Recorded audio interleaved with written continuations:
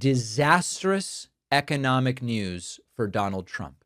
Last month, October, the month that just ended a week ago, we saw the worst layoff numbers in 22 years. Not since 2003 have companies cut as many jobs as they did last month. Employers cut about 153,000 jobs last month. You might say, well, maybe it's a seasonality thing. That's why we compare to October of the previous year. October of 24, there were 55,000 layoffs. October of 25, 153,000 layoffs, the most in 22 years.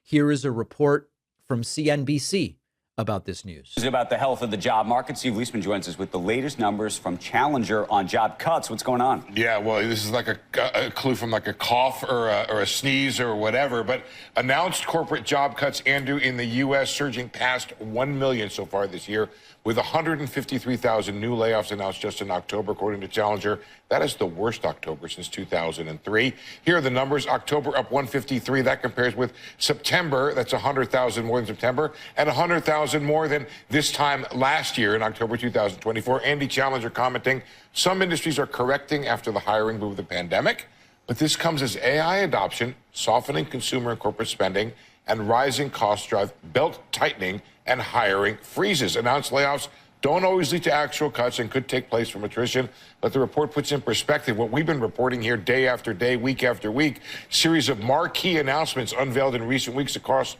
U.S. industries, including UPS, Amazon, Target, among others, Paramount, Rivian, all these companies there. Government has been responsible year to date for 308,000. But look at that, tech 141. That could be where you see a lot of the AI, maybe some in warehousing, but a big chunk of that's going to be UPS, as well as potentially some hit from reduced flows of trade. Doesn't that sound so good? We're finally winning again. But let's contrast this with what Howard Lutnick, the Secretary of Commerce, told us last night, which is everything is so good, you can't even believe it. The economy is on fire because of Donald Trump's economy is one that says tariffs, come on, build in America. You know, the president's been saying north of $15 trillion coming to build in America. Right. That's going to grow our economy more than 4%. It could grow our economy more than 5%. I mean, these are numbers no one's ever thought are possible for America, and it's driven by Donald Trump's trade and tariff agenda. Yeah. That is acutely delusional. That's almost 72 hours psych hold delusional.